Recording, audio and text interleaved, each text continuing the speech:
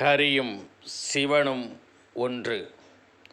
அறியாதவர்கள் மூடர்கள் என்று முன்னோர்கள் சொல்லியிருக்கின்றார்கள். அதன் அடிப்படையில் ஆன்மீகத்தில் மும்மூர்த்திகள் பிரம்மா, விஷ்ணு, சிவன். இதில் பிரம்மாவுக்கு என்று தனிப்பட்ட கோயில் இல்லை. ஆனால் சிவனுக்கும் பெருமாளுக்கும் எண்ணற்ற திருக்கோயில்கள் தமிழகத்தில் இருக்கின்றன. அதன் அடிப்படையில் 7ஆம் நூற்றாண்டு 8ஆம் நூற்றாண்டுகளிலே சிவன் பெரிதா ஹரி பெரிதா என்ற மிகப்பெரிய ஒரு விவாதம் நடந்து கொண்டே இருக்கும். நாம் வரலாற்றிலே படித்திருக்கின்றோம். சிவன் அடியார்களும் திருமால் அடியார்களும் பலமுறை யார் பெரியவர் என்று தர்க்கம் செய்து கொண்டு ஆன்மீகத்திலே வன்முறையை நிகழ்த்தியிருக்கின்றார்கள். அதற்காக எண்ணற்ற துன்பங்கள் சைவர்களும் வைணவர்களும் ஒருவர் மீது ஒருவர் செலுத்தியிருக்கின்றார்கள்.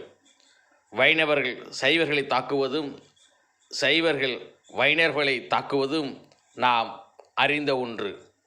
ஆனால் 7ஆம் நூற்றாண்டு இறுதியிலே 8ஆம் நூற்றாண்டிலே மலையடிப்பட்டி குடைவரை கோயில், அங்கே மிக அற்புதமாக ஒரே மலை அடிவாரத்திலே குடைவரை குடைந்து அங்கே பெருமாளுக்கும் சிவனுக்கும் மிக அற்புதமான குடைவரையை அமைத்திருக்கின்றார்கள்.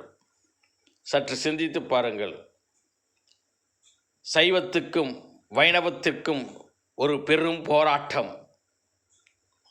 அந்த காலச்சூழலிலே விடேல் விடுகு முத்திரனாகிய குவாவஞ்சாத்தன் எனும் பேரரசன் சைவர்களுக்கும் வைணவர்களுக்கும் ஒரு இணைப்பு பாலமாக அப்பெருவேந்தன் மலையடிப்பட்டி புதுக்கோட்டை மாவட்டம் கீரனூரிலிருந்து 25 கிலோமீட்டர் தொலைவிலே இருக்கின்றது.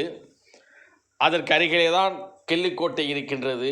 அந்த கிள்ளிக்கோட்டையில் தான் பேரரசர் பெருமிடுகுமுத்துரை சோழன்மாருடைய நினைவிடம் இருக்கின்றது. வால்வெறி வேங்கி குத்தியது என்ற வேங்கையை வேட்டையாடிய அந்த நடுகல்லும் கல்வெட்டோடு அமைந்திருக்கின்றது. அந்த பகுதியில் இருக்கின்ற மலையடிப்பட்டி குடவரை கோயில் சிவனுக்கும் வைணவத்துக்கும் தலமாக ஒரே மலையிலே அங்கே குடவரை அமைத்து வணங்கியிருக்கின்றார் அப்பெருவேந்தன். விடேல் விடுகு முத்திரையனாகிய குவாவஞ்சாத்தன் சைவர்களுக்கும் வைணவர்களுக்கும் மிகப்பெரிய யுத்தம் நடக்கின்ற அந்த காலகட்டத்தில் அவற்றையெல்லாம் தடுக்கின்ற விதமாக மிகப்பெரிய அளவில் அந்த தலத்தினை அமைத்திருக்கின்றார். எப்படிப்பட்ட ஒரு நிர்வாக இன்றைய அரசியல்வாதிகள் என்றால் எங்கேயெல்லாம் பிரிவு இருக்கின்றதோ அங்கெல்லாம் அரசியல் செய்வார்கள். ஆனால் மன்னர் குவாவஞ்சாத்தன் சைவத்தையும் வைணவத்தையும் இணைக்கும் விதமாக அந்த கோயில் அமைத்து சமூகத்தில் நீதியை நிலைநாட்டும் விதமாக ஆன்மீகத்தில் அரசியல் செய்யாமல் ஆன்மீகத்தை புனிதமாக்கி அந்த ஆன்மீகத்திலே ஒரு அன்பினை போதித்து ஒரு வழிபாட்டு முறையை உருவாக்கி சமய பூசல்களுக்கு சிறிதும் இடம் கொடுக்காமல் ஆட்சி செய்த ஒரு முத்திரையர் பேரரசின் மிகப்பெரு வேந்தன்தான் இந்த விடேல் விடுகு முத்திரையனாகிய குவாவஞ்சாத்தன். ஆனால் இன்றைக்கு சுதந்திரத்திற்கு பிறகு இன்றைய அரசியல்வாதிகள் எங்கேயெல்லாம் மக்களை பிளவுபடுத்தலாம், ஜாதி அடிப்படையில், இன அடிப்படையில், ஆன்மீக அடிப்படையில். ஆனால் எம் குலவேந்தன்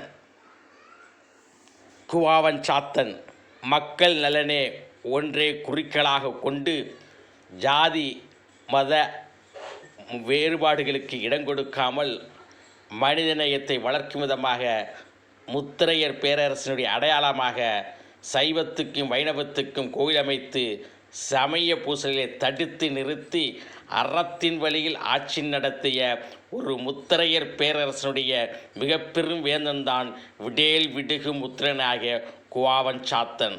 அவன் பெருமையை போற்றுவோம், வணங்குவோம்.